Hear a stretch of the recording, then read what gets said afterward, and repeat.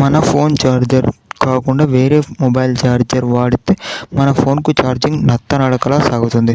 దీనికి రీజన్ ఏంటి? అంతేకాకుండా మన ఛార్జర్ అనేది పోగొట్టకపోయినా మిస్ అయినా ఇంకా ఫోన్ ఛార్జింగ్ పోయినట్లేనా అని అనుకుంటుంటారు చాలామంది. దీనికి సంబంధించి చిన్న వీడియోలో ఎక్స్ప్లెయిన్ చేద్దాం. Welcome to Smart Tech కానలాజిస్ట్.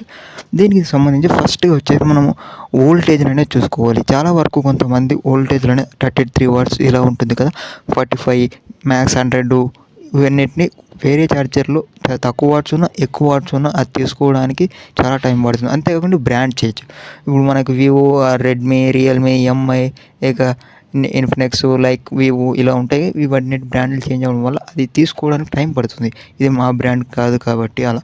అంతేకాకుండా మనకు కొన్ని అవుట్పుట్ కేబుల్స్ కూడా కొన్ని ప్రాబ్లం వలన ఇవి ఛార్జర్ అనేది తీసుకోవడానికి ప్రాబ్లం ఉంటుంది. మ్యాక్స్ అయితే మీ ఛార్జర్ని వాడండి, వేరే ఛార్జర్ని వాడుకోవడానికి అవాయిడ్ చేయండి. Thank you for watching this video. Subscribe to more videos.